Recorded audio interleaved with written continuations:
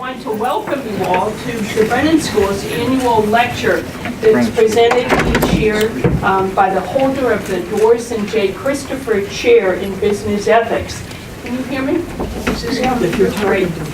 Maybe if my teacher voice is working better than mine. I want to especially acknowledge the presence of President Donna Carroll, the special guest senator, state senators Don Harmon, who have joined us tonight, and I'd like to tell you a little bit about the Christopher Chair, a little bit about a special award we're presenting tonight before I turn the microphone over to Professor Dan Finn.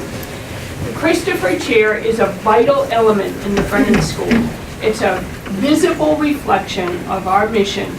And the person for whom it's named, the late Ed Brennan, was the chairman and CEO of Sears Roebuck and Company, but he also served on the board of many distinguished leading companies such as McDonald's, Exelon, 3M, American Airlines. Throughout his career, Ed Brennan was known as a remarkably fair and ethical business leader. In the words of one of his colleagues, he described Ed Brennan as someone who used extra diligence, and I say this very slowly so students will listen, extra diligence to do the right thing. And he described him further as being a person who carried the standards of conscience to a very special and very high level. When Doris and J. Christopher, the individuals who founded and launched the Pampered Chef, elected to endow an ethics chair at Dominican, they chose to focus their philanthropy in ethics because of their beliefs and their business practices.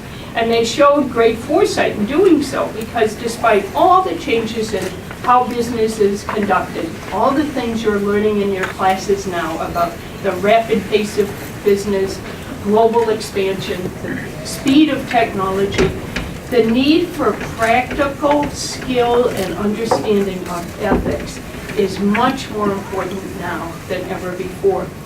Through the generosity of Doris and J. Christopher, the Brennan School has been able to bring diverse voices each year in the area of business ethics to campus as they serve as residents of the Christopher Chair. And unfortunately, Doris is not able to be with us this evening, but she sends her regards and holds this ethics chair in such high regard.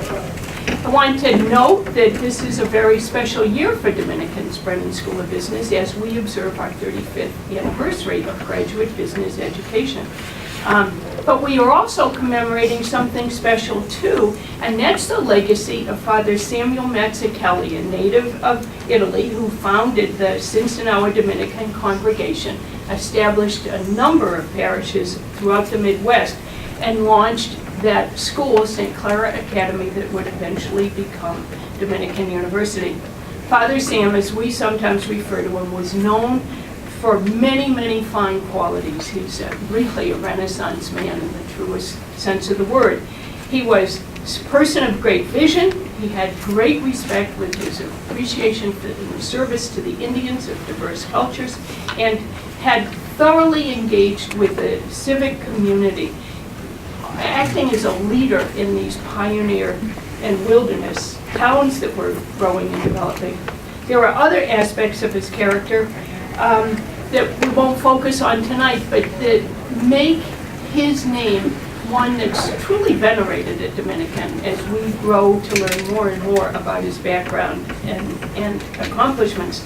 This year, 150 years after his passing, the university has chosen to select a number of our young alumni whose lives represent these qualities of Father Samuel Mazzucchelli, both professionally and personally, and have designated them as young Mazzucchelli scholars.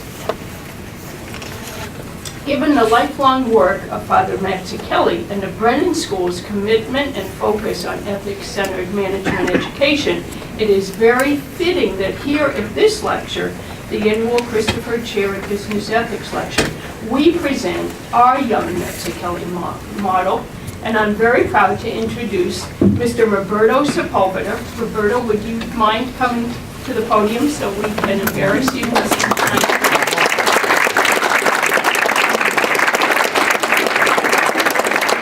You'll find find some material that describes Roberto's personal and professional accomplishments as well as describes the young Mazzucchelli models. Let me tell you a little bit about Roberto. He's a native of Melrose Park and earned his MBA with a concentration in human resource management from the Brennan School in 2010. He currently leads diversity and inclusion initiatives at United Stationers, which is a Fortune 500 company. But his career has included diversity roles with Sara Lee Corporation and the Hispanic Alliance for Career Enhancement. Roberto is an active figure in his community too, serving on the board of directors of the West Cook YMCA, the Triton College Community Advisory Committee, the Fenwick High School Diversity Committee, and the Maywood Rotary Club. He's also President Emeritus of the Chicago chapter of the National Society for Hispanic MBAs. Roberto and other young Mazzucchelli models will be recognized by the university community in a ceremony during next fall's academic convocation. But tonight, please join me in congratulating Roberto on his honor.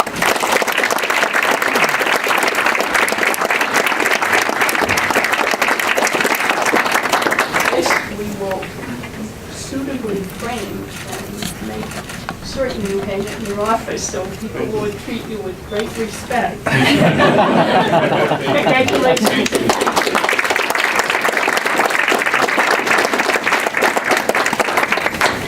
I'm almost done. Which brings me to our speaker tonight.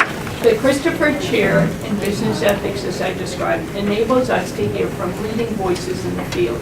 And tonight we are very glad, I will say delighted, to have Professor Dan Finn, who's serving as our current chair, speak with us. Dan has a rare set of qualifications. In the interest of time, I will limit myself from sharing all of them with you. He's unusual in the field of ethics in that he is both an economist and a theologian. He serves as a professor of theology and as the Clemens Professor of Economics and the Liberal Arts at St. John's University in Collegeville, Minnesota. He is a member and past president of the Chicago Theological Society of America, the Society of Christian Ethics, the Association for Social Economics. He has been the co-director of the Institute for Advanced Catholic Studies and is presently working on a project to engage the Catholic Church in Latin America to work with civil organizations to confront government corruption. No small task. He is a prolific author, frequent presenter, and the recipient of numerous awards for scholarly work on his expansive service. Dan earned his master's degrees and his doctorate at the University of Chicago, and so, despite the cold, we're glad to welcome him back to a familiar city during his tenure as Christopher Chair. Beyond giving the Christopher Chair lecture, Dan also works with the faculty in the Brennan School, and I will add that today was, I say this with all due modesty, probably the only exciting faculty meeting we've had all year, as Dan got us engaged in some of these questions of ethics, and which he will delve into more thoroughly this evening. So, speaking on reciprocity and the logic of gift, Pope Benedict's proposals for humanizing the market, ladies and gentlemen, I'm happy to present Professor Dan Finn.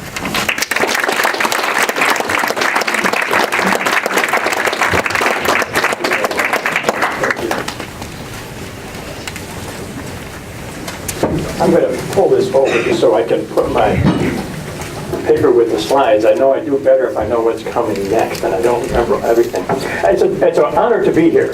Is the sound okay in the back? Okay. It's been a great honor to be here. I was here in the fall, and we'll be back again next year. It's been clear to me that the faculty of this business school really cares about ethics in a way that many faculties in many business schools don't. There's always a few people who do, but the pervasiveness of that concern here is really clear. So you have to be congratulated, all of you.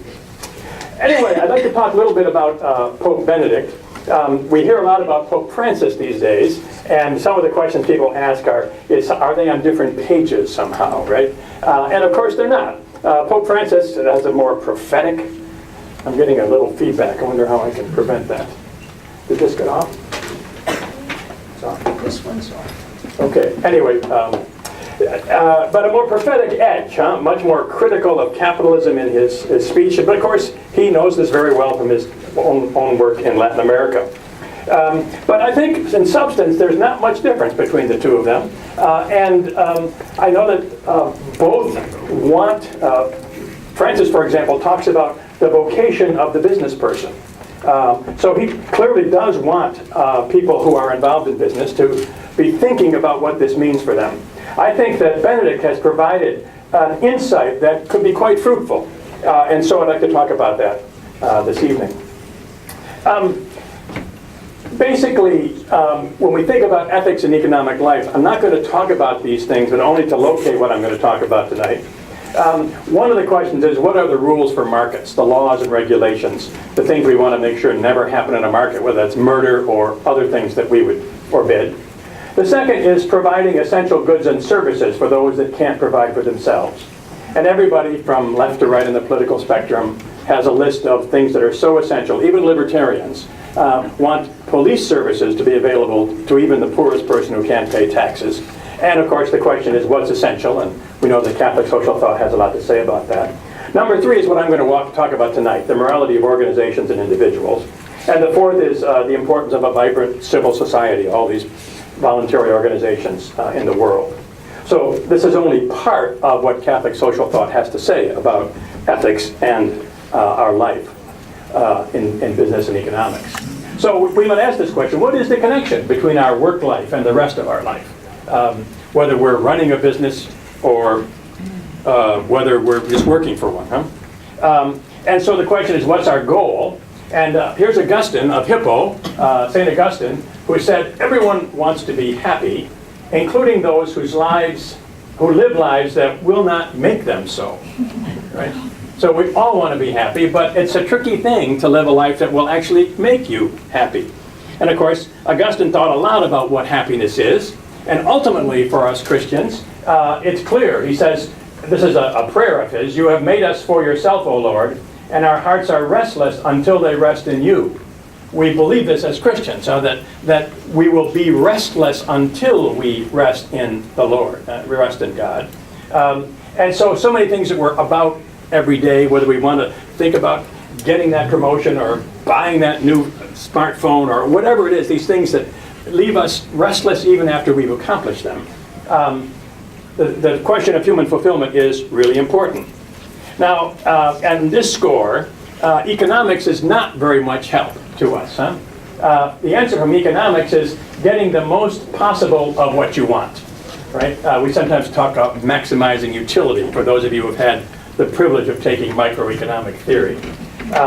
But this ends up calling both Mother Teresa and the thief in Calcutta as maximizers of utility, right? They're both trying to do the same thing, be happy.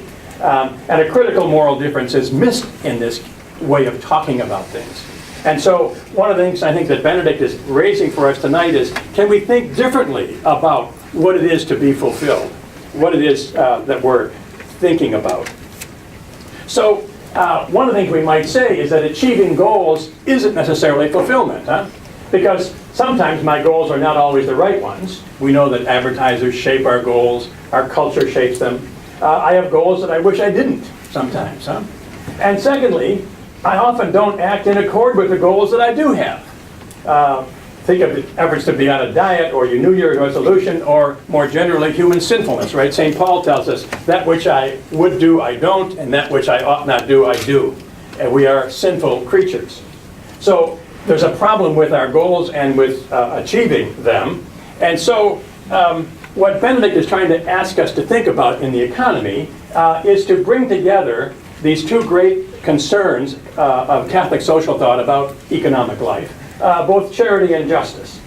He says the earthly city is promoted not merely by relationships of rights and duties, namely acting justly, and that's really important, but also, and even to a greater and more fundamental extent, by relationships of gratuitousness, mercy, and communion. Now, you might take that for a kind of Sunday sermon about how to live your life in church or something, but he really means this about all of our life, not just kind of a spiritual life. And so he goes on to say, on the one hand, charity, love, demands justice, But on the other hand, in other words, you can't really be loving someone if you're not treating them justly. But on the other hand, charity transcends justice and completes it in the logic of giving and forgiving. And so I want to think about that a little bit. What does he mean when he talks about this logic of giving and forgiving? So he talks about the logic of gift. He even says in commercial relationships, the principle of gratuitousness and the logic of gift as an expression of fraternity can and must find their place within normal economic activity. All right? So for some people, this sounded kind of mystical almost, right? How can you do this in economic life when you've got to get a job and you got to keep your boss happy, or if you're the boss, you got to keep your employees happy, or whatever. He's quite serious about this, and so I'd like to have us think about it some more. Part of it has to do with trust. He says, if the market is governed solely by the principle of equivalence in value of exchange goods, this equivalence in value, it cannot produce the social cohesion that it requires in order to function well. So what he's saying here is if basically what we engage in our economic life is only contracts, I'll do this for you if you do that for me, this will eventually empty out the meaning of life, right? He thinks this is going to undercut the very substance of trust in our economic system and in our economic relationships. But of course, he's not alone in this. This is the great economist Joseph Schumpeter, who said the capitalist process undermines its own institutional framework. You don't have to be a Christian or a theologian to notice this, right? Because there's a lot of pressure on people in the economy, whether as consumers, but especially as business people, to be more efficient, right? To reduce costs so you can have a lower price and sell more goods and so forth. And Schumpeter argued that in fact this capitalism requires a kind of trust among all people, but the dynamic of capitalism tends to undercut the trust that's already there and slowly wears away the foundation that it needs in order to operate. So this is not just Pope Benedict's idea. This is a much broader idea. Another economist that talked about this was Thorstein Veblen before Schumpeter did. The problem is widely known, and Benedict wants to try to say a few things about it. So he says here, without internal forms of solidarity and mutual trust, the market cannot completely fulfill its proper economic function. All right? So again, he's asserting we have to have this concern for others and trust in others in order for the economy even to work. And of course, any manager in the room knows about this, right? You cannot run a business if the employees don't trust each other, right? And in fact, the businesses spend, especially large firms, spend a lot of money on what we call corporate culture to try to prevent this department over there from competing with that department over there when you really want them to cooperate and trust each other, right? It's not easy to do, but even profit-making firms have to find some way to establish that kind of trust. Now, one of the examples that Benedict refers to is what he calls hybrid firms. He says, alongside profit-oriented private enterprise, and alongside the various types of public enterprise, there must be room for commercial entities based on mutualist principles and pursuing social ends. So what are these hybrid firms? He says, the diversified world of the so-called civil economy and the economy of communion, these are a couple of examples, does not exclude profit, but instead considers it a means for achieving human and social ends. So he's referring here to firms that make a profit, but don't intend the whole profit just to go back to the owners of the firm. And one of those he refers to is the economy of communion. You may have heard of the Focolare movement, a lay movement in the Catholic Church around the world. And this is where the economy of communion comes. They actually encourage members to set up a firm, but it would be a firm that would not understand profits in the ordinary way. Because profits of the economy of communion firms, 1/3 is to go to the poor, 1/3 is for education, and 1/3 gets reinvested in the firm, as traditional profits would. And there are hundreds of these firms around the world, not overtaking, it's still a tiny slice of all firms. And they tend to be smaller firms, but the idea is that there are options for people, especially entrepreneurial types who want to start a new firm. I was reading an article not too long ago by fellow who was in a high finance position in New York got fed up with it all and moved to Columbus, Ohio, and opened up financial firms providing financial advice to people. Several others of his coworkers came with him. They're making a lot less than they used to, but he reports everybody is much happier than they used to be, and they get along just fine, doing exactly this with their profits. We have a bank in Minnesota called Bremer Bank, and almost all the profits go into the Bremer Foundation, which is plowed back into the community. There's no reason, and nobody knows, hardly anybody knows this. It looks like any other bank, but in fact, one can have a going concern with a different model for profit. But the problem, of course, is that talking about these hybrid firms is talking about a very tiny slice of all firms in the world, right? All firms in the country. And so some people have dismissed this teaching of Benedict as sort of pie in the sky, sort of mysticism, that it couldn't really apply to real firms as they exist. But again, thinking back to charity and justice for a minute, well, wait a minute, that's a duplicate, so I guess I've already been here. Sorry about that. Benedict reminds us that the market that we understand, that we live within, is not something natural. It's not like gravity that was here before people were, right? It is a creation of humans, even though it's not easy to change it. The market does not exist in the pure state. It is shaped by cultural configurations, which define it and give it direction. So there's this cultural piece that he reminds us defines what the market is. And one of the persons who was actually helpful, I think, to Pope Benedict in writing this encyclical, Caritas in Veritate, has written a book on this very question of what markets are and whether the markets we have are what markets have to be. His name is Stefano Zamagni, distinguished Italian economist, and he writes about the markets that developed in the 13th, 14th, and 15th centuries, largely out of Franciscan views of economic life, that in fact were far more humane than the capitalist markets that we have now.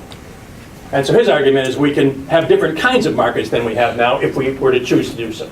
Obviously it's not easy to change things, but a market is not a natural thing. And so in order to understand this logic of gift and reciprocity, Zamagni wrote a very fine book with another economist there, Luigino Bruni, called The Civil Economy. And he talks about what reciprocity is. And his complaint against economics, and it might apply to business schools as well, I mentioned this at lunch to the faculty, is that economists tend to think of two kinds of actions in the economy. There are exchanges. I give you this, you give me that, often with a contract involved so that's legally enforceable. Or there are gifts, where I give you this and you don't have to give me anything back. It's just a pure gift. And he says this overlooks a lot of activity that goes on that is really reciprocity. So what's reciprocity? Well, it's an action that's not quite a contract because there's no formal obligation to reciprocate, but it's not quite pure gift because there's an expectation of reciprocal action. Take a very simple example. You are going into the building and you notice somebody right behind you has their arms full. And you open the door and they pass through, right? Now, this is a gift. You don't expect this person to stand there for the next time you need to come through with your arms full. They won't be around, right? You're just going to give it to them. And yet, you do expect that this person, if they are at a door someday and somebody has their arms full, that they're going to open the door for that other person, right? You're going to expect them to reciprocate. Not to you, unless maybe it happens, that's the case, but for other people. So reciprocity begins with a gift, a free gift that you don't expect something back from this person directly from, but includes this expectation that they will in fact participate in this reciprocal communion that we're part of. And in fact, most of us can count on somebody holding the door if we got our hands full and we're trying to get in, right? And so Zamagni says this happens a lot in economic life in ways that we don't often think about. So let's think of some examples. The second one I'm going to talk about here, think of a small business where the owner of the business has got a dozen employees and gets an order for more product, but it's the person who's buying it would like it to be quick. He wants to do it more quickly than usual, and the boss calls in the foreman and says, "Say, Fred, any chance that you and the crew could work Saturdays for this coming month, overtime, so that we can get this out on time?" Right? So the foreman thinks back to, well, yeah, we can do that.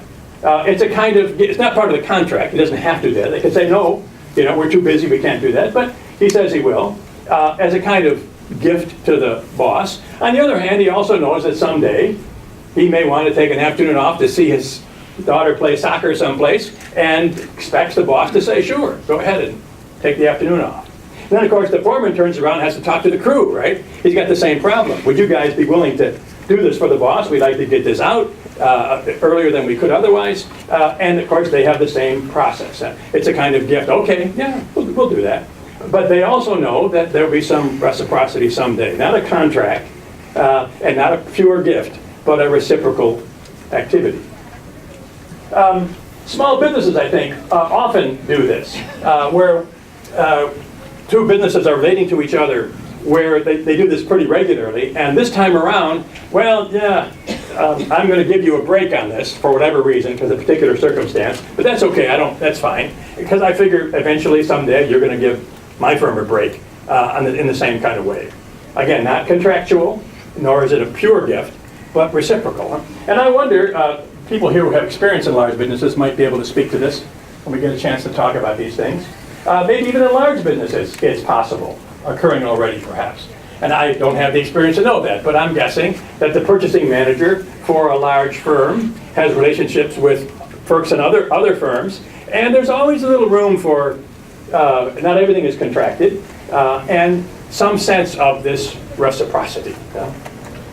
So, this is what the Pope, I think, has in mind, that this very sense of the insecurity of the gift that you give to the other. You don't know it's going to be reciprocated.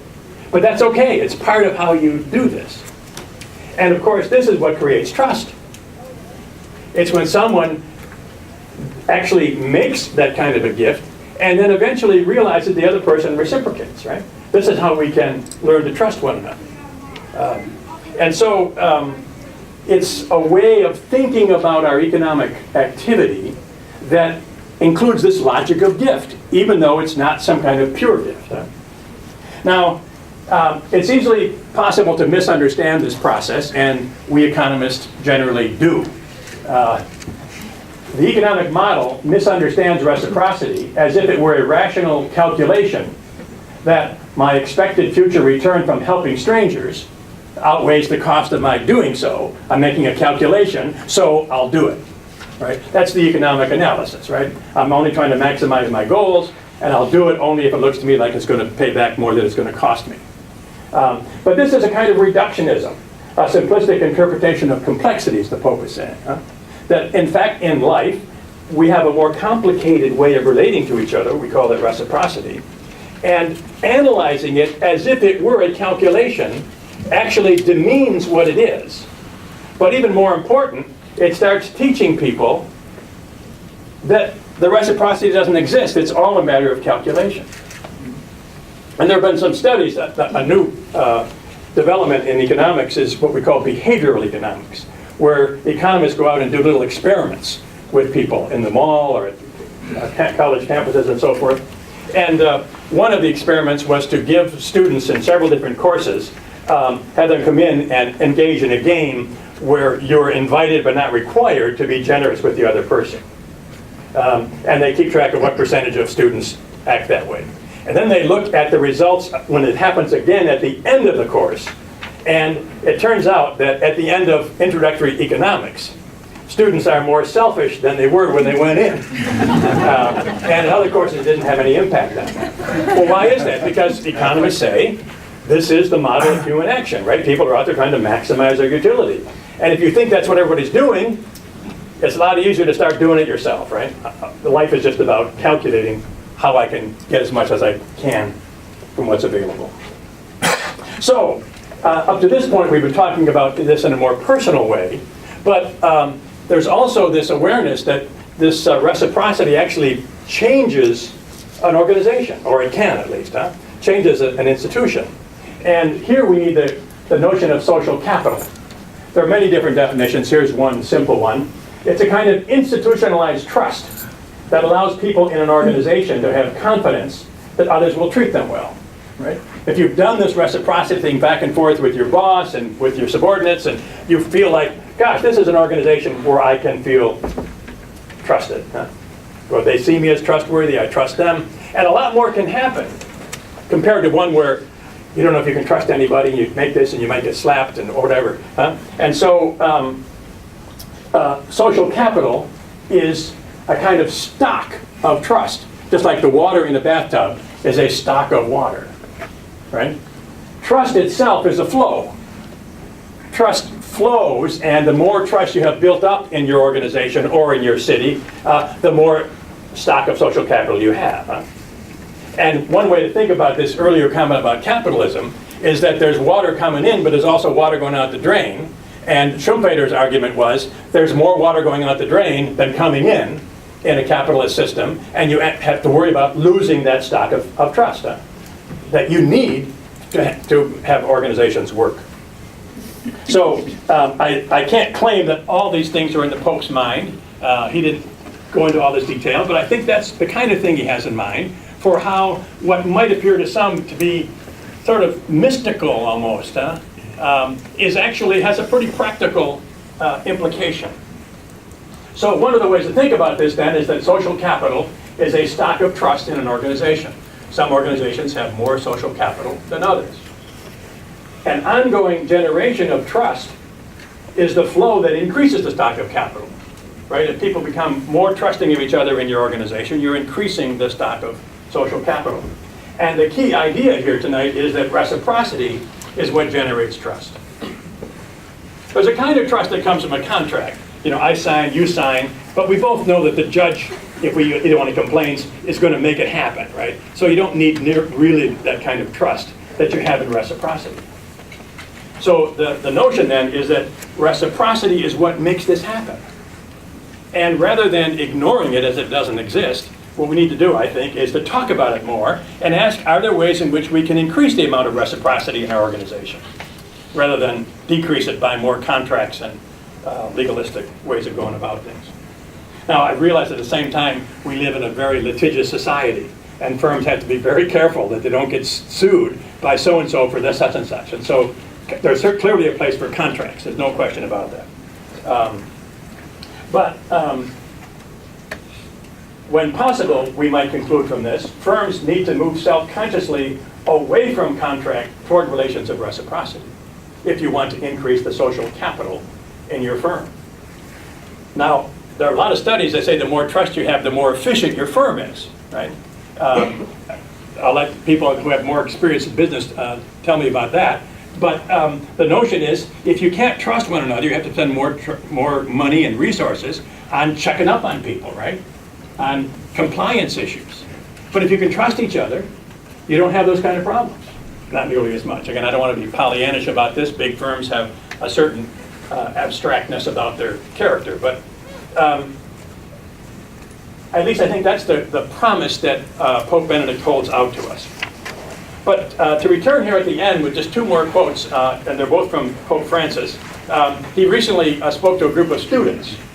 And he said, a young person who doesn't smile, who doesn't make a bit of noise, has aged too quickly. So I think maybe he's talking to the students in the room here. Don't just accept everything your professors and your bosses tell you, although obviously you have to be careful about this thing. We professors don't like to be contradicted too often. But I mean, to actually try to make things happen, right? Make some noise, he's saying. Because we need to change ourselves and the structures we live within. And in fact, of course, he gave the same message to all us adult Catholics. He said, I prefer a church that is accident-prone rather than one that is sick because it is so closed in on itself. Right? And of course, he's riled some feathers from this kind of language. But what he's got in mind here, I think, is that life is messy, right? And you're going to make mistakes. But he'd rather have people out there trying to live out the gospel and making some mistakes in the process than people who have a list of rules to live by and never take a risk, never get out and transform the world. He really wants to make a difference. So I think that what Pope Benedict has offered to us tonight in this encyclical of his is worth chewing on, worth thinking about for all kinds of students of business and economics, clearly, but I think for all of us in the room. Because the same thing is true in families, the same thing is true in every organization you're a part of. Building trust is not easy to do, and I think this analysis, at least as I read it, really provides for us a way to think about improving the organizations that we're part of by trying to build more reciprocity in and creating a more humane organization, one where we can better live out the challenge of the gospel. So, I'm really looking forward to a conversation here. I look forward to your comments and your questions. Yes? Yeah, I'm thinking of two different things. One is competition and cooperation. You've said some things that sort of made me think about that. It's difficult to cooperate when you're competing. When we talk about competitive, that's the kind of the name of the game. And the other one is I'm married, and they said it's a contract, but I think I call it a covenant. I like the word covenant and reciprocity. Yeah. I think are the same. Yeah. So I just thought you might want to. Those things came to mind while you were talking. Yeah, I think that's really two very good questions and comments.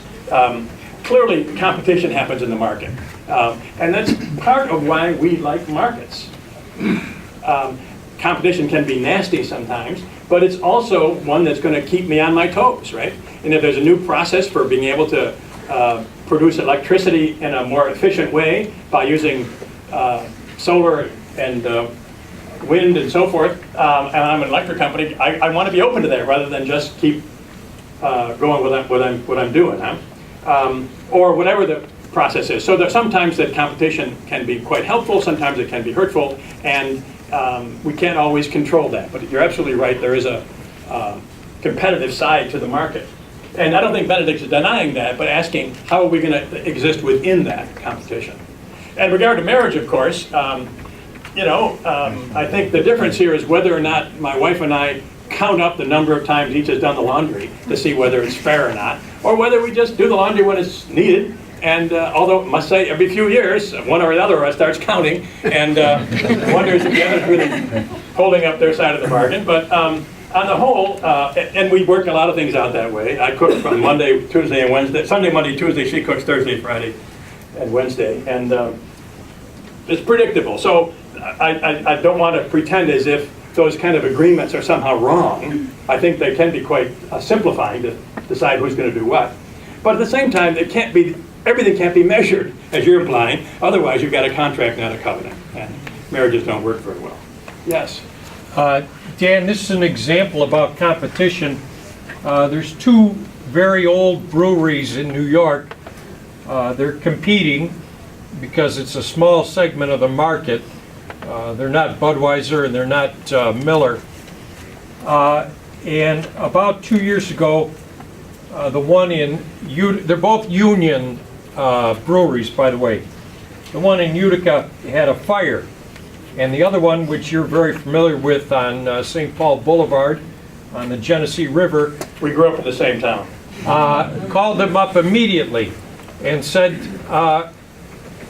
bring a crew, bring the recipe, come here and brew the beer.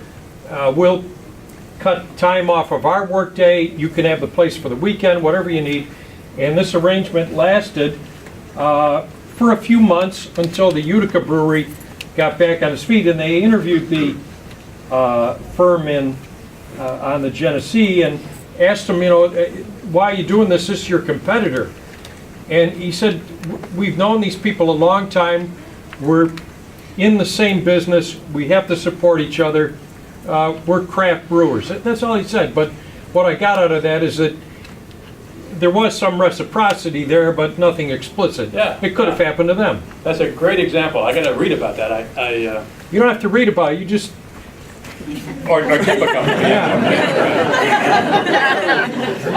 I was actually at the Tennessee Brewery for the first time in 50 years when I was back in Rochester the last time. They now have a restaurant. Yeah. Actually, thank you. That's a great example. Yes. I wanted to give a counterexample that really points out that I think the Pope is onto something. I might have the company wrong, but I think it's right. A&P used to be a huge grocery store. A&P used to be a huge grocery store chain. Yeah. And the employees felt it was like a family business, and they really put their shoulders to the wheel, and they worked hard, and the pension fund became way overfunded. Over or under?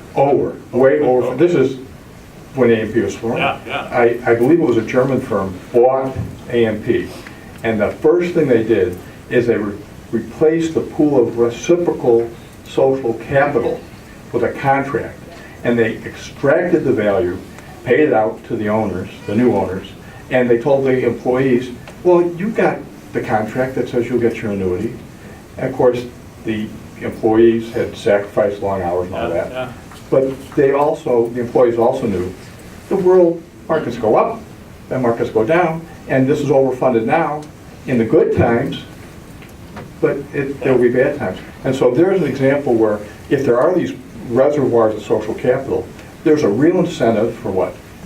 Leveraged buyouts, asset-backed securities that are junk, to extract that value from people. So I don't mean to be negative, but it's a counterexample that points out that I really think that the Pope is, and the comments you made are right on target. Yeah, no, this is a great example. This is the problem. This is the problem of the market, right? Markets put a lot of pressure on people to try to make more profit, and it's often stockholders pressing boards of directors for that. And some firms resist. They're so-called good citizen firms that invest a lot of money in the local town and give money away to people and so forth. But others who just want to make the most profit possible.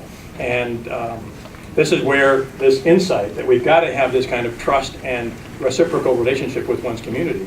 Otherwise, the thing becomes empty in a moral sense. And of course, people end up often very badly mistreated. And I think the Pope's aware of this, and the question is, what can we do? Do we just throw up our hands? One of the options is to say there's no hope at all, right? What we got to do is go off and live in a kind of maybe a Catholic worker community or whatever. And I have colleagues in Christian ethics who advocate exactly that, who would say there's really no hope in transforming this economy. It's just too bad, too evil. We need to withdraw, not literally physically, but to find our meaning separate from this world of sinfulness. I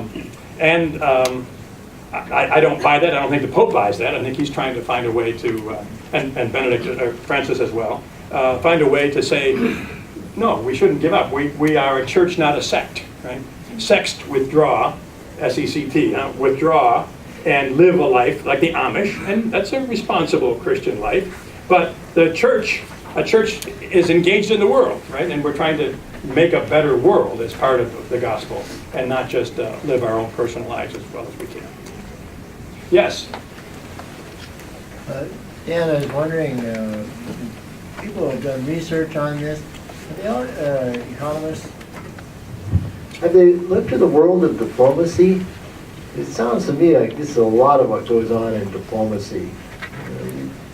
You got law, international law, and that sort of thing, but you've got a lot of this kind of thing going, and a lot of need for trust. In fact, it occurred to me just as you were thinking, there's a book written on international law by Eric Posner, his father's great law and economics, and it's called The Limits of International Law. And I think one reason they see the limits is they turn everything into economic relations, this contract and so on, and probably miss this bigger picture of trust.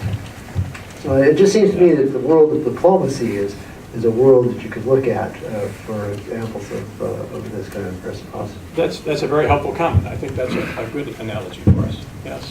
Yes.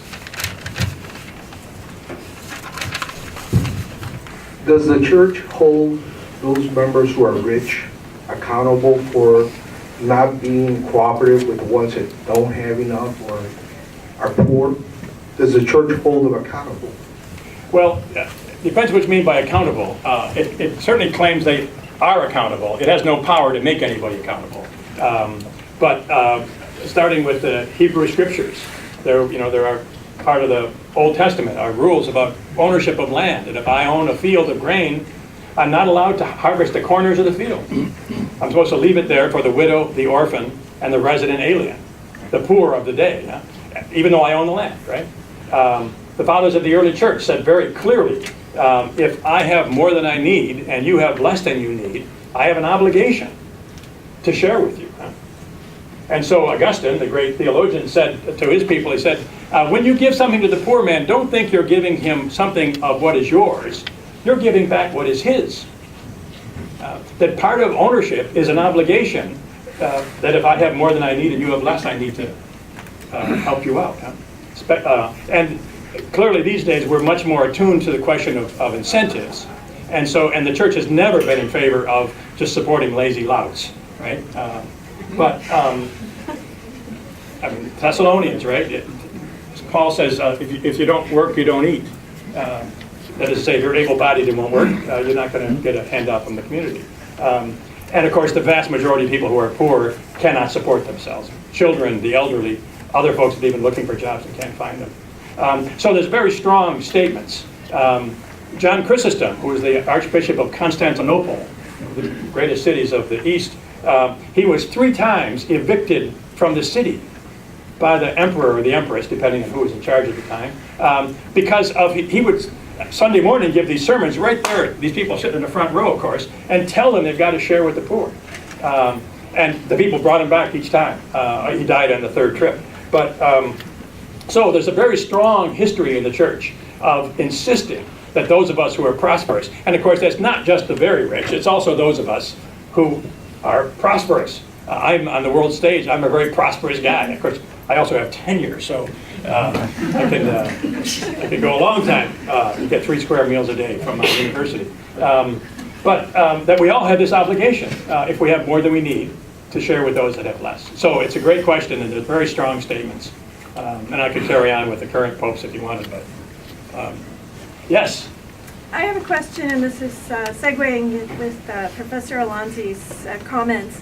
How would you suggest... There's a microphone coming. Sure.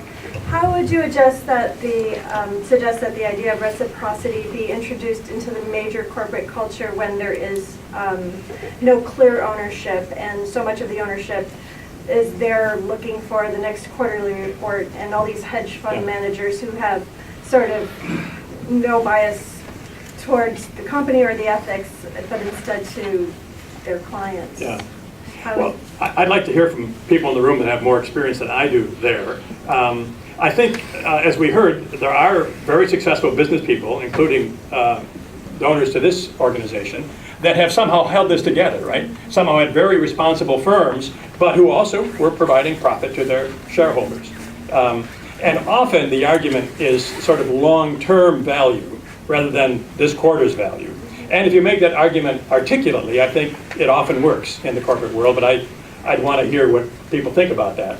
But it does take some moral gumption to do that. But it also probably takes a corporate culture that has had a history of some of that, because you're not likely to turn a firm around like that. It's sort of like an oil tanker going through the ocean, right? It takes a long time to turn a big firm around. But one would hope it's possible, even though it gets harder and harder, I think, given global competition. Yes? Dan, thank you very much for an illuminating discussion. I was going to comment that it seems to me that if you look at the New Testament, that part of our Christian message is that God holds the rich accountable for how they spend their wealth. And so the church certainly has, you might say, a precedent that they can appeal to. But my concern about reciprocity has a little bit to do with popular entertainment in one sense. A couple of weeks ago, I went to see The Wolf of Wall Street. And it is a harrowing experience, let me put it that way, both cinematically but historically as well, because it is basically a true story. And it seems to me that reciprocity without a moral governance can work in a negative sense as well. So in Chicago, in politics, in Wall Street and other places, reciprocity has the capacity to, in a certain sense, reward the unjust as well as the just. And so without a certain degree of transparency and some sort of moral guidance, some sort of shared moral conviction, it seems to me that reciprocity is a two-edged sword. That may well be. I guess I would wonder whether what someone does in that situation really feels like a gift, or whether it isn't a kind of calculation that I'll scratch your back and you'll scratch mine. And I don't know if that's always the case, but I think that might be one way of distinguishing this, that in true reciprocity, it is a true gift. You're not expecting, I don't mean a pure gift, but it has the gift character. I'm not expecting anything back from you, even though I'm expecting you to be a kind of person who does give back to others. And I don't know, do you think that will hold up, or maybe that's not a strong enough distinction to answer the objection you raised? Well, I'm not sure when we get to the question of shared values. I think of the Protestant ethic in the spirit of capitalism, versus the Franciscan Revolution and the Mendicant Revolution of the Middle Ages transformed the way in which commerce was understood, and the introduction of banking and all of these kinds of things, the shareholders and all the rest of it. So it seems to me when we talk about the economy, without a moral foundation that is shared, that the economy can go in any number of directions. And one of them, if you follow Ayn Rand or someone of this nature, it can certainly go into an egoistic, selfish mode that can involve reciprocity, because you're not just profiting yourself, but you're profiting your class, you're profiting your corporation. You might have disdain for the poor, but not necessarily for the people that you have daily contact with and so forth. So what I'm getting at in terms of the Pope's encyclical and so on is that it seems to me we first have to have some sort of moral commitment to values that situate us in such a way that we can appreciate the need of the poor, Warren Buffett style, and begin to transfer the wealth that we have made through all these transactions into areas where it is sorely needed, and not merely paying it forward. Yeah, no, your basic point is absolutely right. And the Pope assumes that, of course, namely that we have fundamentally well-structured values out of which we're engaging with others, rather than kind of selfish, self-serving view of things. Thank you very much. Yes? Can I challenge you a little bit? I was Please. very surprised his presentation tonight didn't start off with Francis's pronouncement in his letter. More than I'm very surprised you didn't begin tonight's lecture with Francis's letter, different from the previous Pope's encyclical, that trickle-down economic theory is a faith option, not an economic theory that can be proven or has yet been justified. But I thought both Francis and his predecessor were really talking about this notion of I want to go along with reciprocity. But going back to capitalism, that Adam Smith, a philosopher, let's not forget, not an economist, his notion of capitalism isn't understood unless you understand his other book on moral sentiments. He says capitalism doesn't work unless there's cooperation and a sense of justice. And I thought both of these documents, including the documents from your colleagues in Minnesota on the right of vocation and work, is really about the recognition that business is not only about profit, and that profit itself is a lubricant for other social good. Well said, well said. Clearly, as one very wise CEO said, I think, profits are kind of like eating. You have to do it to survive, but it's not the point to life, right? There's other things you want to be up to besides that. And yet the forces of the market really do put pressure on people to... Can I just follow up? Please do. Do you think Francis's statement about a trickle-down theory is going to be a kind of point of contention? Well, it's a prophetic statement, right? He's made a lot of prophetic statements. I'm going to guess when we actually, and this apostolic exhortation, as you articulated, is not as formal as the other. But this is a guy who also talked about the vocation of a business person, right? And so it's not like he's some kind of Marxist who's against business. But I think he's aware of an awful lot of people who are waiting for the trickle, and it ain't coming. I just spent a week 10 days in Guatemala about a week ago, and visited some really poor folks, tin shacks and dirt homes, dirt floors, and boy, they haven't gotten it. Now, we economists know, of course, this is a very complicated process. Development economics is not easy, and the market, in fact, can be quite helpful.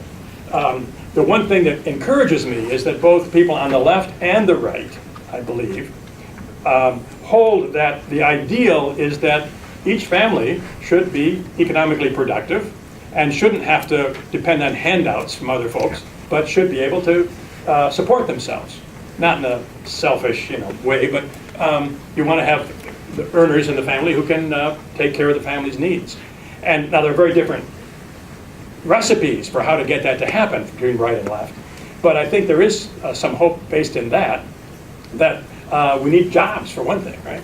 And business has a role to play in that. And of course, lots of poor folk would start small businesses. I talked with a woman who makes 800 tortillas a day, 365 days a year in Guatemala. That's her business. She's supporting her family. Her husband left a long time ago.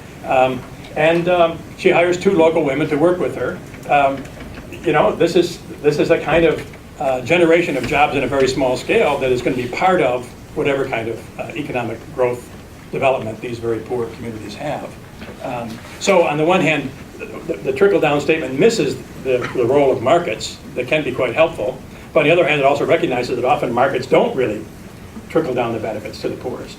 And we who are the beneficiaries of markets, who get 3 square meals a day and have a warm home to go back to, we have to realize that we are complicit in a system that on the one hand does some very good things.